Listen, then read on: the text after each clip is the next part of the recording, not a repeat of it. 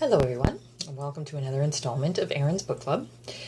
I have had to call today off of work because I have injured my knee on the ice. We had an ice storm here in Canada, and apparently I don't know how to walk on ice. So that being said, I've been kind of stuck with not being able to move, and as such I've got another book read. So the book that I want to do a review on today is called The Black Stallion and Satan. It is, I think, the fourth installment of the Black Stallion series, and I vaguely remember reading this as a youngster. I really quite enjoyed it, I think, more this read than I did back when I was a youngster. However, I do want to mention something about this series, but before I even get to that, the cover art of this book, I think this is one of the worst covers I've seen. I know that they kind of want to make the stallion here, this is Satan, they want to make the stallion here look realistic and fearful of the fire, but like his eye just doesn't look real. I've seen a lot better cover art. I just wanted to mention that. The first thing that I want to say about these series is I've read from the Black Stallion, the original book, to this fourth book, and they've gone from a day and age when it was a lot of horse and buggies and you did a lot of travel on ship to, in this book, the travel was on airplane mode, but like by airplane. And I really wanted to mention that you see a lot of growth through these series.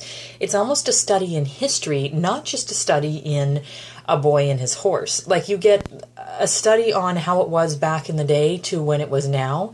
Even the way the author has the characters speaking from like gosh and golly to more harsher languages now.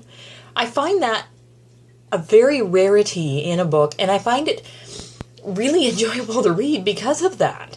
I also am totally enjoying the realism of the book.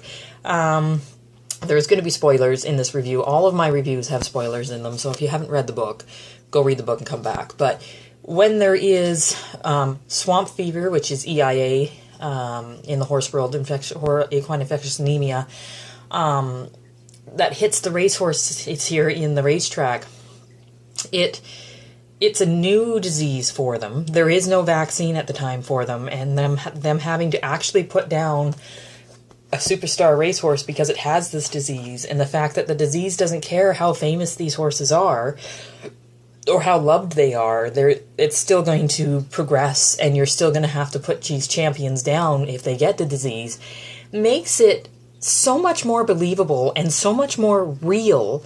When you read about them fighting that and going through that struggle and the helplessness of waiting to see if they get the disease, the way that the author describes the primitive veterinary care of the day and time, and how that primitive veterinary care that we look at as primitive now is state-of-the-art then. The fact how it isn't all good happiness in the end. It kind of is in this one, but they had to struggle to get there, and it's a realistic struggle. And the fact, too, the one that I really, really enjoyed the most is when the Black and his son go to the racetrack to have this big race, because they want to find out if Satan or the Black is faster. In today's day and age, and with the way the authors tend to cater to the readers nowadays, what would happen is the Alec would be able to control the Black, because the Black loved Alec so much that he can reject his instincts and not go through and fight the way he has been fighting all his life because of the love for the boy. And then he wins the race and everything's all well and happy and good. But the author makes it real. He makes it to the point where Alec can't control him. Once the Black gets out on the track, the Black wants to kill. That's what he's been bred to do. That's what he is. He's a wild stallion.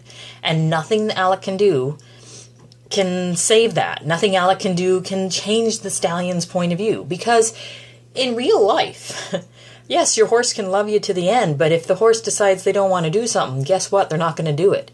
I mean, it's the same with my horse, Athena. I love my mare to death, and she loves me back. She has saved my ass when push comes to shove.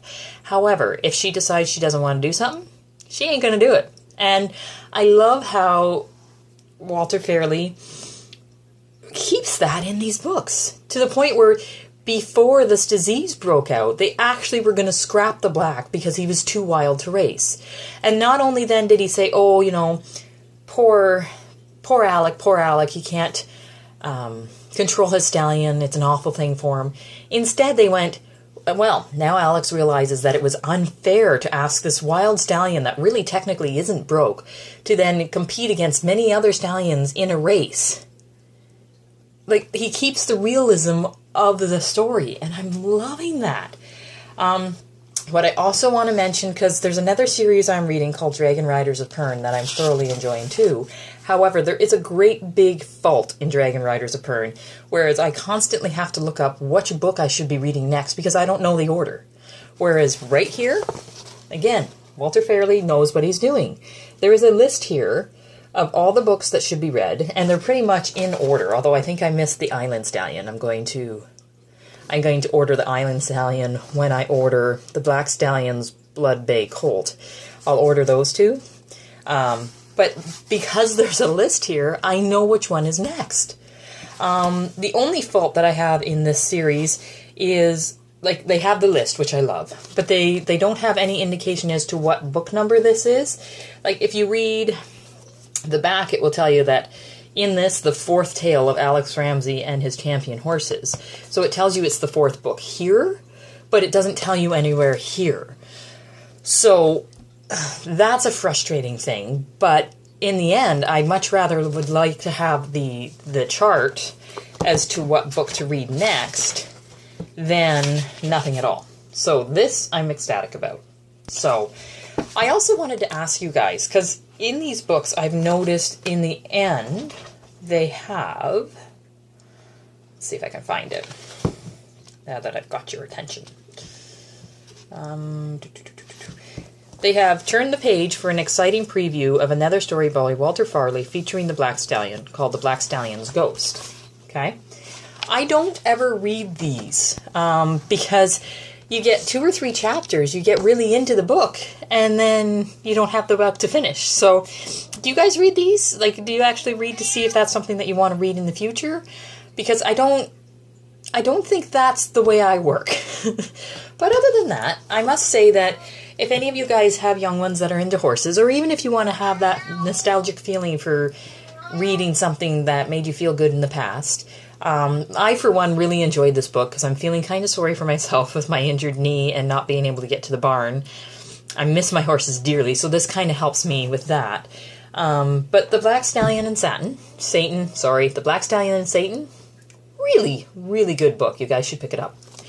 So thanks so much for listening. Sorry, guys. Thanks so much for listening to me about another book that I have read, and I will let you know when I have another book read. Have a great day, guys.